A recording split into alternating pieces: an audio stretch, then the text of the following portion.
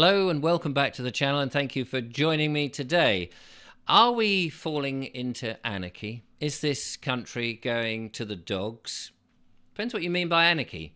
We're going to look at that in a second. Firstly, I just want to say a big thank you to everybody who has been donating to the channel. I do appreciate that very much. I'm demonetized by YouTube, so I'm not earning anything from them, but I'm trying to keep the channel going and bringing the guests to you, even though I have no income other than what you very generously, and I do appreciate it, send me. So thank you for that. Secondly, I just want to say also that it may be confusing for some people. It's been alerted to me that sometimes I have guests that say one thing and some say other things, and you get a conflict of opinion. Some might say, you know, we need to gather people up and go on a rally and go and protest and what have you, and then other guests will say, no, actually what that does is begging, you're asking the people who are in charge to help you rather than turning your backs on the people in charge, whatever it is.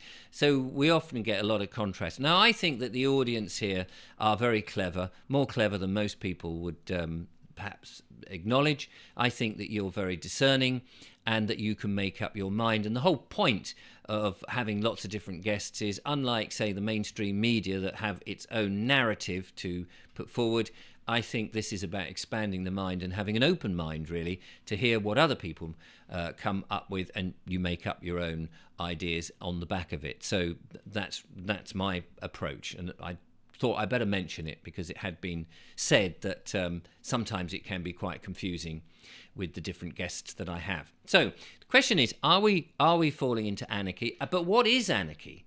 What is anarchy? And some people have got this, it's two different sort of ideas, really, of anarchy. So let's have a look here. I've looked on the dictionary, just on a browser here, to see what it actually means.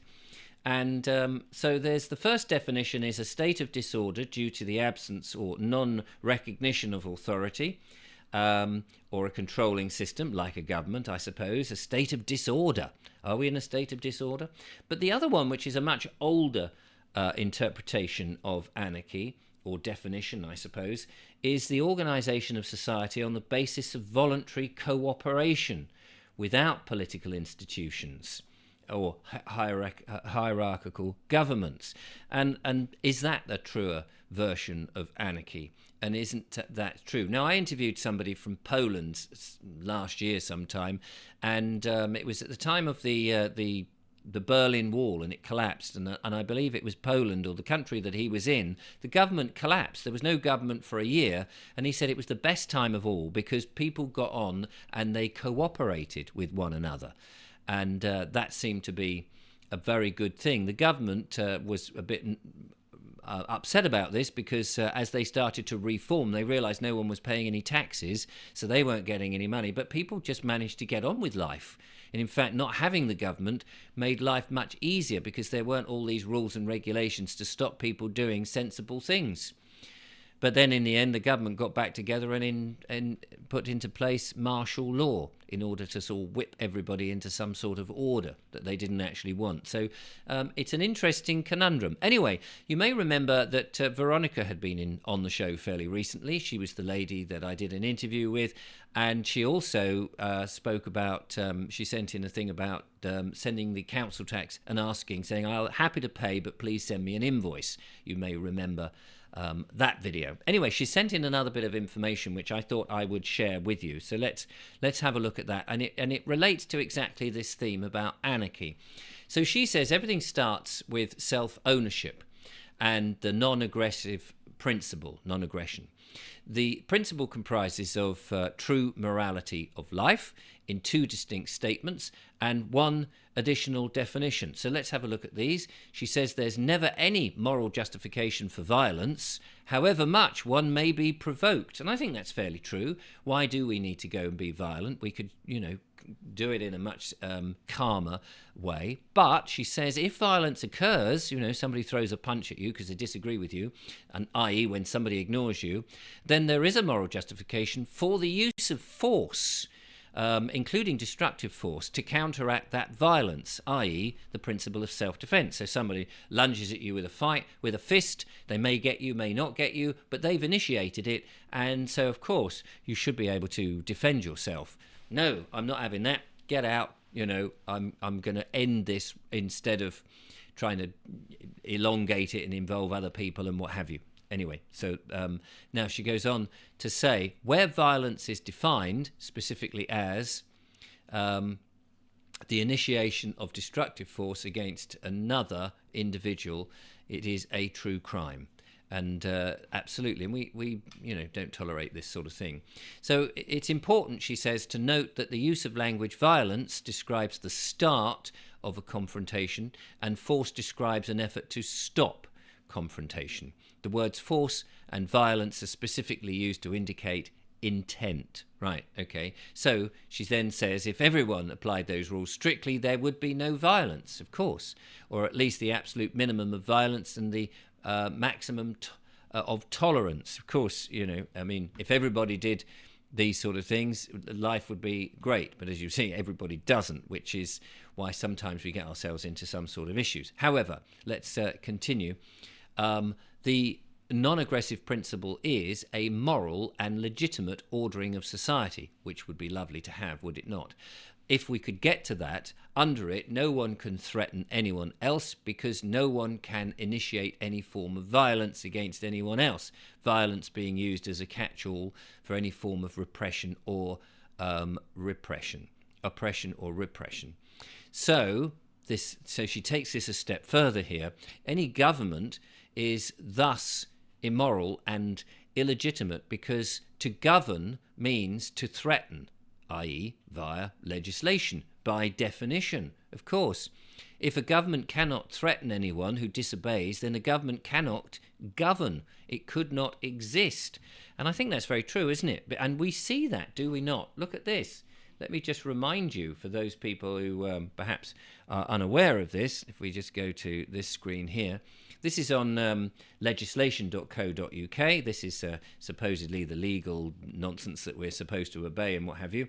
If you are a person, as opposed to a man or a woman. Local Government Finance Act 1992, and this is what's always brought up against the people who are pushing back against the council tax, because in the Local Government Finance Act, it gives it tells you that you are liable, and you have to go in and dig deep in this, and it goes on and on and on, but you are liable for council tax. It says you have to pay it. You have to pay it.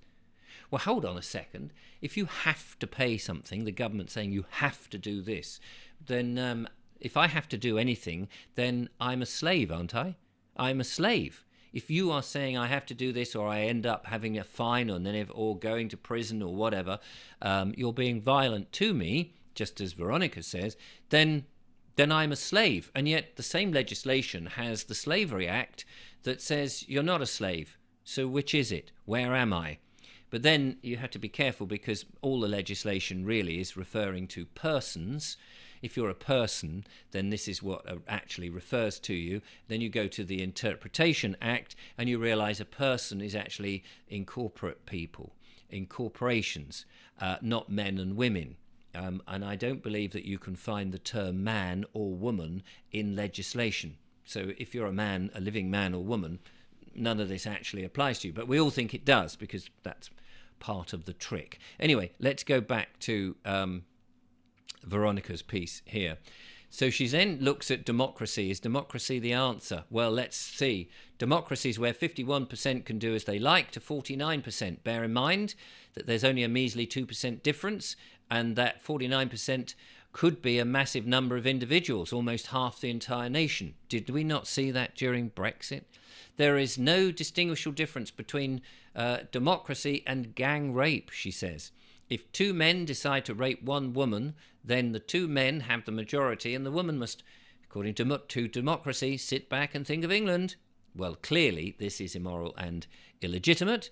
And here she says, in 2016, the United Kingdom had a democratic referendum on leaving the European Union. The Brexiteers won that, and the Remainers, or the Remainiacs as she calls them, acted as if they had been raped. And I suppose that's quite true. As much as I'm very pleased to have left the EU, if we have actually left the EU, it does seem unfair for the 49%, which is pretty much half the nation, who said I didn't want to leave. If the vote had been more like 80-20, then you would have a much better state of knowing what the nation overall do. But even so, it still means that 80% of people can do what they like to 20%. Is that actually fair in that way?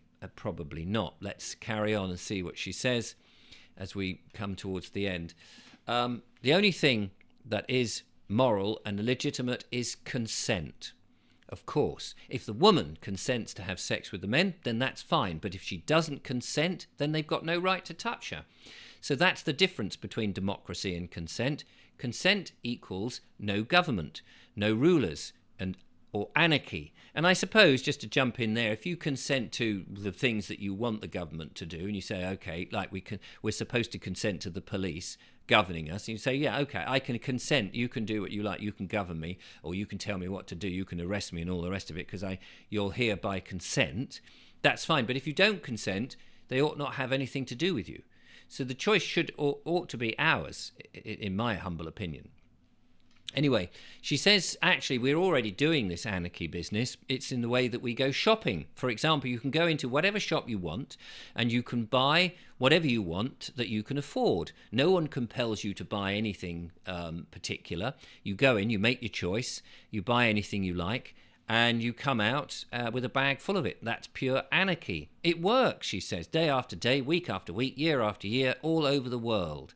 However, she goes on to finish off, however, to conjoin illegitimate and immoral democracy with illegitimate and immoral government is never going to create something moral and legitimate. Two illegitimate and immorals can never create one legitimate and moral situation.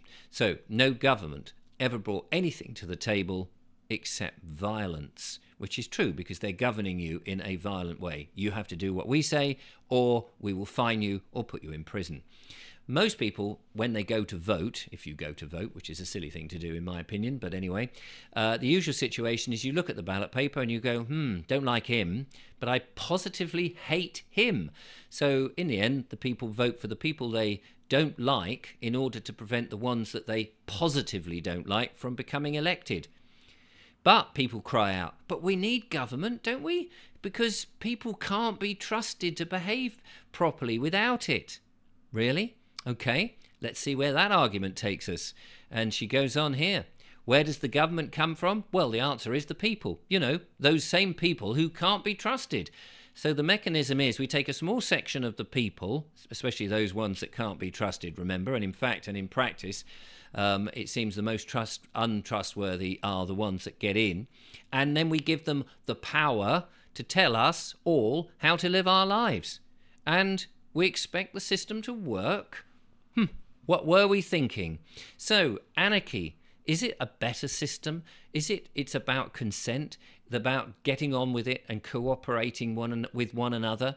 And as I said, interviewing this chap from Poland last year, it did seem to make a lot of sense to me that we can make the decisions for our own lives. And we only need very simple guidance, like do no harm, cause no injury, cause no loss. And to be honest, we could get along perfectly well with something as simple as that. I'd love to know your comments. Or do you feel that we must have a government to tell us what to do, to put us back into slavery or keep us in slavery? You tell me, and I'll be interested to read them. Thanks for watching.